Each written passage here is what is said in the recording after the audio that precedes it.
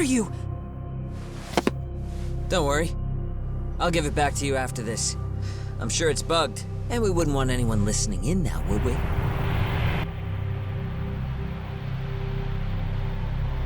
We'll take a few laps around the block and then drop you back off at the hospital. Sorry, but we just need a bit of your time. Very well. Who are you people? We're just local detectives, but Kitakata-sensei is an acquaintance of ours. We know about Mitsuru-kun, and we know that 5 years ago, a man named Shinya Kawai mysteriously disappeared and died. I have no idea what you're saying. But you do. I know how this must come across right now, so I assure you, we aren't the ones posing a threat. Fine. What is it you want, then? All I want is the truth, in your own words, about Shinya Kawai, and how you carried out his murder. You're mistaken. I didn't do it.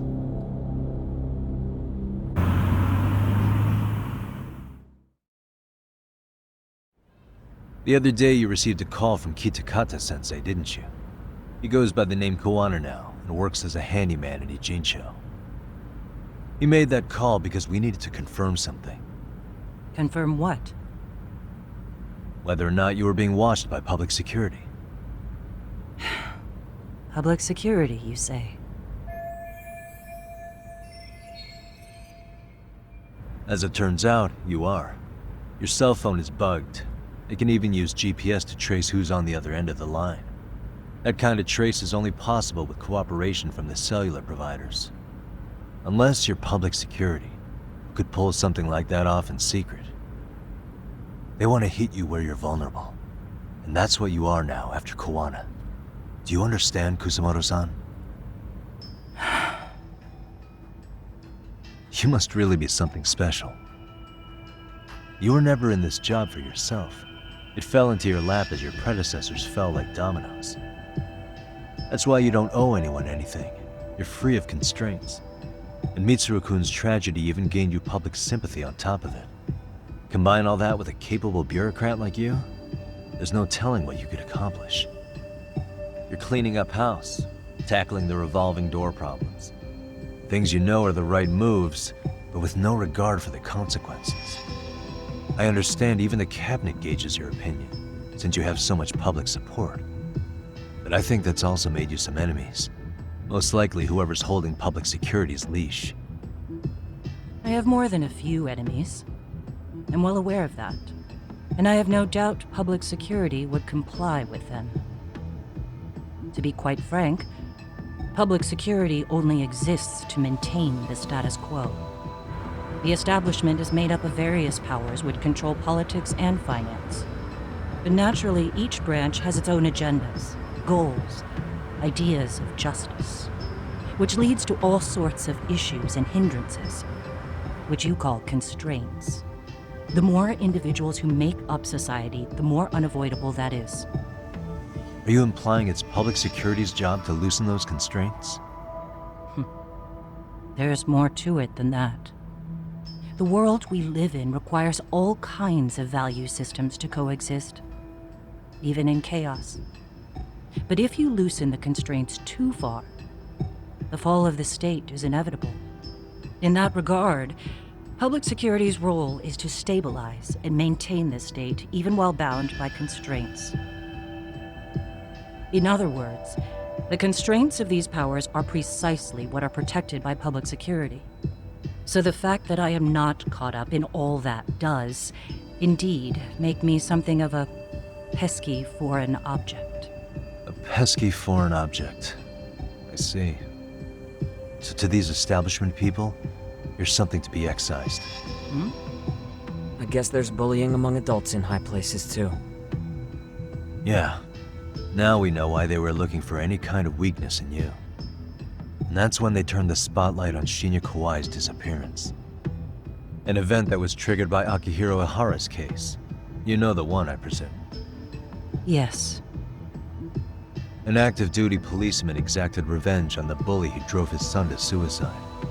Your enemies must have heard that and thought to themselves, what would Reiko Kusamoto have done to her son's bully?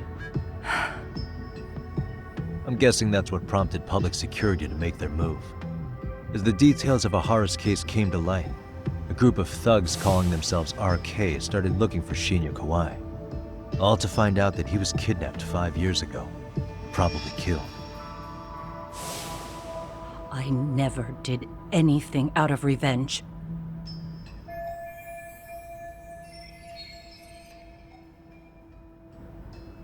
Even after finding out Kawai disappeared, public security still had to verify it. But if they found out you were involved, that'd be a win for them. They'd finally know Reiko Kusamoto's weakness. How long are you going to keep talking? As public security figured out, the bullying cases involving Toshiro Ihara and your son share a common link. That link being Sawa-sensei. She was Mitsuru-kun's classmate and Toshiro Ihara's teacher. Not only that, she was also linked to Ihara's murder victim, Mikoshiba. She was his master teacher. So, not long after the murder, RK came to Ijincho and broke into her home. That must have been when they got Kawana's name out of her. I think Sawa-sensei suspected that Kawana was involved in Mikoshiba's murder. Then Soma steps in, with his professional interrogation skills, to beat and scare her into spilling everything. Kusamoto-san, you knew she was killed, right? Kawana should have told you over the phone. Wait, are you not one of his colleagues? He said he wouldn't cause me any trouble, and that he would never call me again. Kawana and I are competitors on a temporary ceasefire.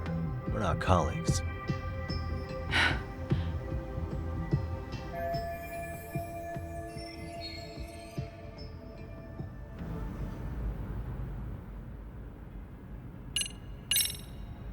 Has anybody from public security contacted you? Have you been approached by any strangers? I have my suspicions. What are their names? I imagine what they wanted was to exploit your weakness to control you. Because if all they wanted was to eliminate you, some kind of accident would be easily arranged. Yes. I suppose you're right. Do you have any idea what these people are after? And do you mind sharing? What they want is control of the pension fund, which is under the Health Ministry's jurisdiction. Pension fund? An independent agency within the ministry manages the National Pension Fund. It's taxpayer funded, and it's worth 160 trillion yen. What? And certain groups want to take bigger risks with that money in order to generate more profit. In other words, they want the health ministry to use taxpayer money to gamble. They believe that's the only way to rebuild Japan's faltering economy and secure the future of this country. I mean, would it work? Of course, if the gamble actually pays off.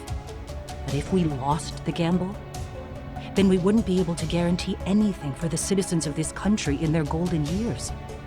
That's why the health ministry manages those funds conservatively, even if it means the returns are lower. Okay. I'm starting to understand now. You do? Don't leave me in the dust, Yagami-san. To be able to gamble all this taxpayer money to save the economy, they need a change of management. And here's Kusamoto-san, head of the office, and she's beyond the control of even the ministers. Her position has the power to take action, to override the way the pension fund is managed. But not only does Kusamoto-san have the power, she has the support of the people. If a new vice minister were to try it, they'd be stopped cold by the constraints. So that's why they wanted to find her weakness and exploit it? Exactly. And if the 160 trillion yen gamble were to fail, they could blame the whole thing on Kusamoto-san anyway. Okay. Wow. 160 trillion. I'm guessing they've already contacted you about it? That's an assumption.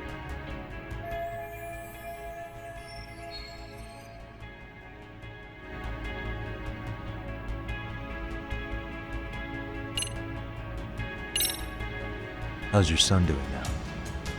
He could wake up any minute now. Of course, that's been true for the last 13 years. I see. We transferred him to Toto University Hospital just this year, hoping they could spur his recovery. But it turns out they don't do anything much different from the previous hospital. All I can do is wait.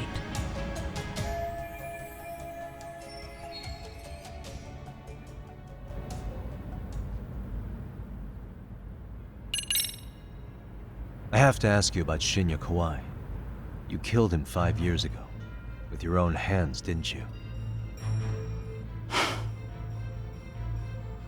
I understand what your feelings must be towards Kawai, but was that really the only answer? If you've spoken to Kitakata-sensei, then you must know about the video of how Mitsuru was treated. I do. Aside from Kawai, the other students pretended like nothing happened. They took no responsibility.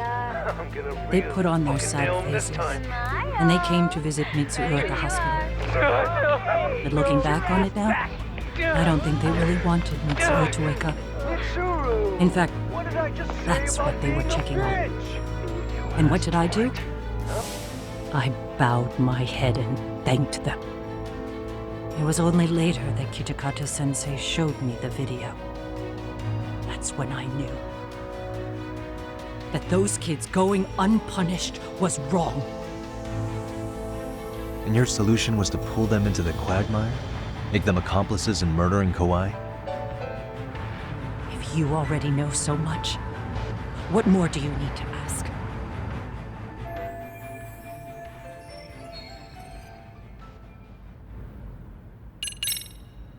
I get it now.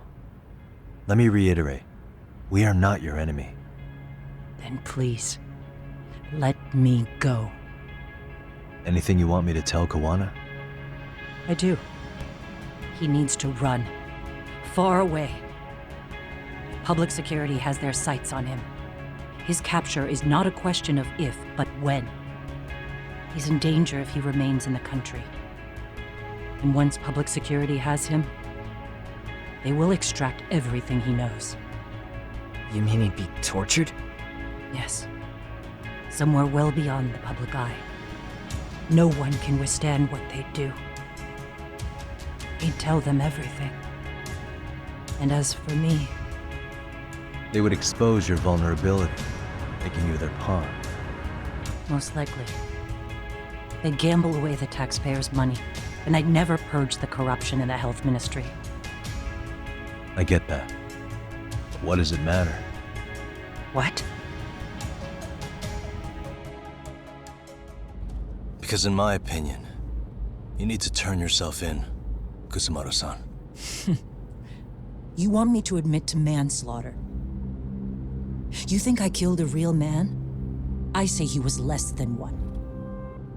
Shinya Kawai. He was little more than a subhuman brute. And you saw it. You saw what that brute did to my son. I hated Kitakata-sensei. He was an incompetent teacher. An idiot who turned a blind eye to Mitsuru being tortured. But that changed when he suddenly showed up 8 years later. And then he showed me that video. He said, every bully in that video, they deserved to be punished. That it was the only way to get closure. You took him up on it? But you of all people should have known better. True. You're right about that. I struggled with it quite a bit. It's an unconscionable act, no matter how deep your animosity runs. But Kitakata-sensei's words hung on. I couldn't get them out of my head. I saw for myself. I went to Kamurocho, where I'd heard Kawai was working, at a girls' bar. So you know, after Mitsuru jumped that day, Kawai came to me in tears to apologize. I hadn't seen him in all that time. If he'd frozen in place when he saw me, if he'd been the slightest bit apologetic, I might have been able to stay my hand. I take it he didn't do any of that. Right. He didn't even recognize my face. And that's hardly the worst part of it, actually. When he saw me, he took me for some bawdy cougar on the prowl for young men. If you've got the cash, I'll show you a good time, he said. All those tears he'd shed years earlier were a farce. But I knew that. Deep down, I'd already known that. That was it. That was the moment I lost all doubt about killing him. And as for those other kids who bullied Mitsuru, they should thank me they didn't share his fate. But that's why. That's why I don't feel like I have any sins to atone for. Every night I pray he will wake up. What more can you ask me to endure? Kawana said something similar. But you think you can repeat all that? This time say it to her. Isn't that Sawa-san? You and Kawana can congratulate yourselves. You got vengeance on a monster. But what you're choosing not to see is that your actions had consequences for her. It's vicious. I've seen this before. Justice for one at the cost of another. Someone innocent always pays the price. I won't just sit here and watch as history tries to repeat itself. This phone isn't being traced by anyone. So, if you have a change of heart, just give me a call before you turn yourself in.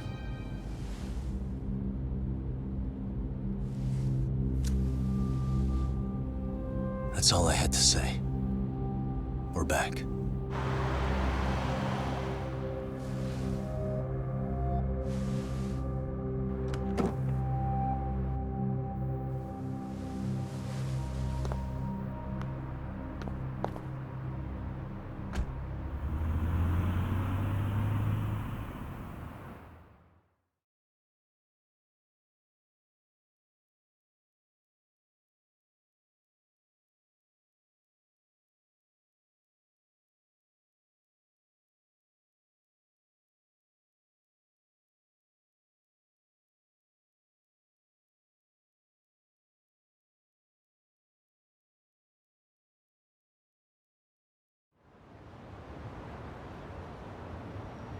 Right here okay, Yagami-san?